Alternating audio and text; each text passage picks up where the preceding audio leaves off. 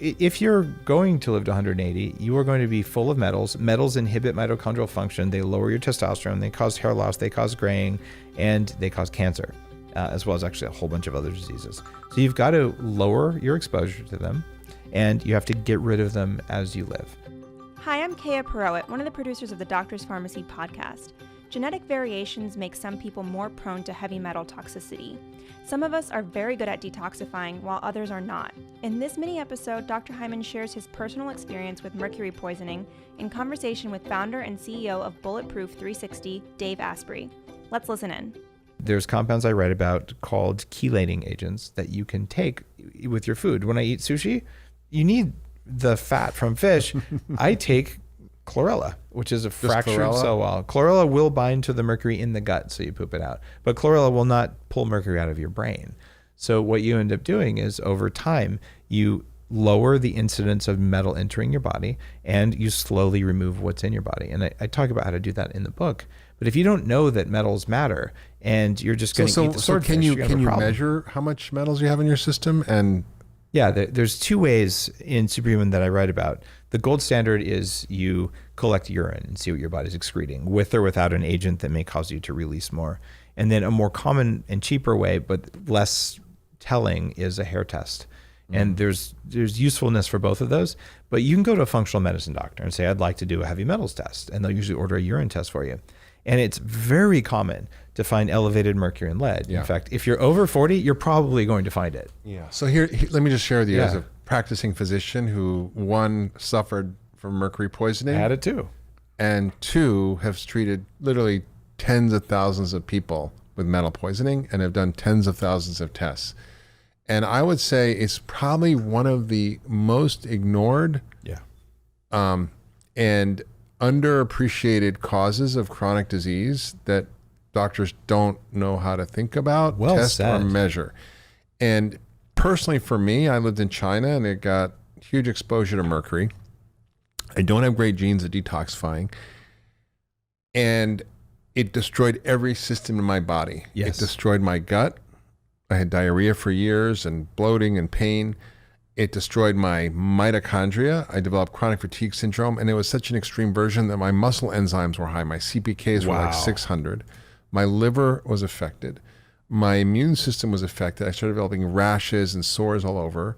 I was completely cognitively impaired. I couldn't focus, think, concentrate, remember where I was, in you're not train in a good of thought. place. Yeah. This was like, 25 years ago, and I was so bad, and I literally had to become an expert in mercury and heavy metals and detoxification. And I've written a lot about it, but I think, I would say that for many of my patients who suffer from weird or strange ailments, it's right at the top of my list of things to look at. And the only way to really know what your body burden is, you can look at your blood, but that only checks 90 days. Matter, yeah. I mean, if you're eating a lot of sushi, you'll see it's high, but in 90 days you stop, it'll go away.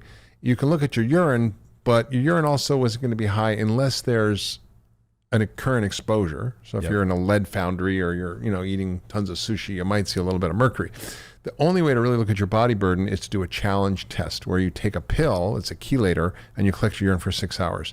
Hair tests also check for fish methylmercury, which is where we mostly get our mercury from. But that also will go away if you haven't eaten fish for a while. And then there's another test that looks at the blood work that measures the inorganic mercury, which comes from pollution or from fillings. And that's called the Quicksilver test. And that is surprisingly high in people who have a mouthful of fillings. And you can see the difference between fish or a dental mercury. And the treatments are, depending on the person, can be very aggressive depending on what they need. I have a patient who's got this terrible autoimmune disease, and we're giving her intravenous support. Other people can do oral support. There's medications, but it's a whole process that has to be done safely. And I think your point is really well taken. I think it's an underserved, an underappreciated component of medicine, and hopefully one day we'll get on board with this, because it's just. I mean, it was interesting. There was an article in the New York Times that I was quoted in. It was based on these special forces. Oh yeah, those guys get lead, right? Yeah. So this guy came to see me whose job was, he was a special forces guy who was a blast expert. So they would go blow up stuff, blow up doors, blow up this. and they had to train and practice, and they had indoor practice training. Wow. And these guys were getting all sick. And now, the special forces guys aren't malingerers. They're not whiners. They're not like, oh, I don't feel good. I don't want to work. Those aren't those guys. These are the guys who, like stay in freezing ice water for an hour and swim, right. and do 4,000 push-ups and don't sleep for 3 days. I mean, these guys are not whiners. They're superhumans, right? Yeah. And so the guy came in. I'm like, okay, well, tell me about your job. I'm like, oh, we blow stuff up. We shoot things. I'm like, oh, okay. And so I said, let's check your heavy metals. And they were sky high. We put him through a whole program. He was, metabolically, his system wasn't working. He was overweight. He had prediabetes. He had cognitive dysfunction. He had all these immune issues, gut issues. All got better. And then he started sending all these special forces guys to us, and we started treating them, and they just all got better. And one of them was written about in the New York Times. Wow. Because his, medical crew and everybody dismissed him, and he completely turned around. And the guy who was the lead expert at Mount Sinai, who measures bone lead, which is the most accurate way to measure lead in the body. It's not an easy available commercial test, but it's a very powerful research tool. He said these guys had really high levels of lead. And he said on the follow-up test, he saw the levels come way down. And he says he's never seen that in his entire experience. And this is a guy who's an expert in lead. How can you be an expert in lead and not know how to pull it out of the body? It drives me nuts.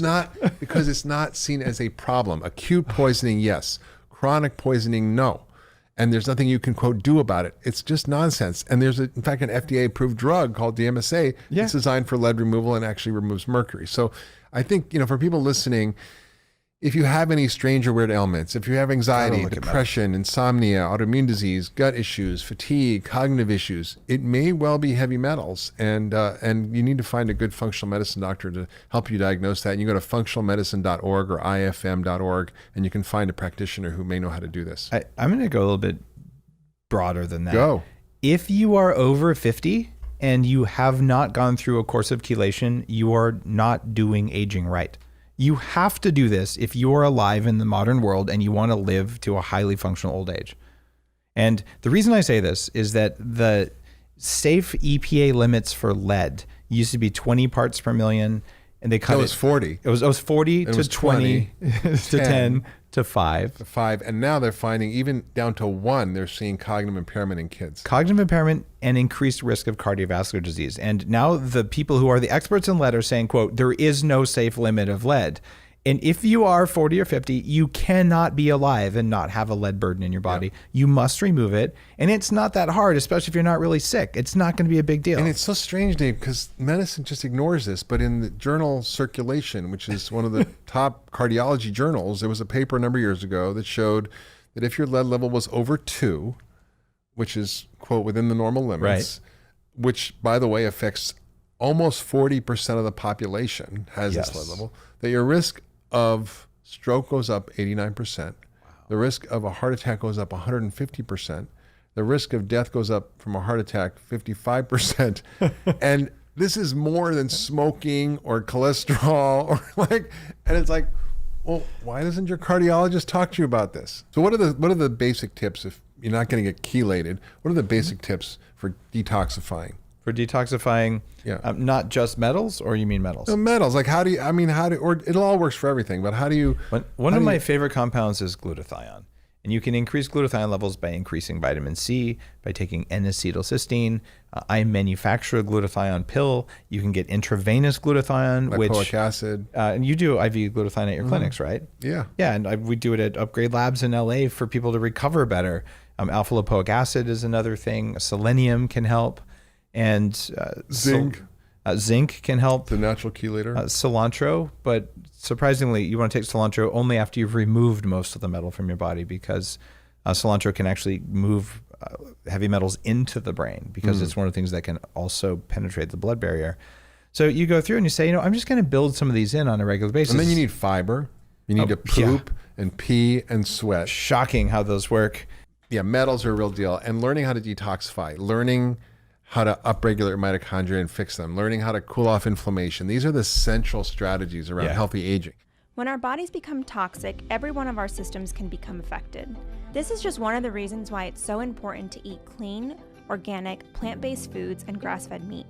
Eat plenty of cruciferous veggies like broccoli, bok choy, kale, and Brussels sprouts to maximize your dietary phytonutrients and increase your body's ability to detoxify. Avoiding plastics and using natural, simple cleaning products in your home and on your skin are also ways you can help to reduce your toxic burden. If you suspect lead or other poisons in paints or floors, consult an expert to remove these safely. You can't eliminate toxins entirely, but you can definitely reduce exposure to these endocrine disruptors. And once you get the hang of it, you can live clean and green without much effort. Thanks for tuning in to this mini episode of The Doctor's Pharmacy. If you enjoyed this podcast, please consider sharing it with friends and family. Until next time.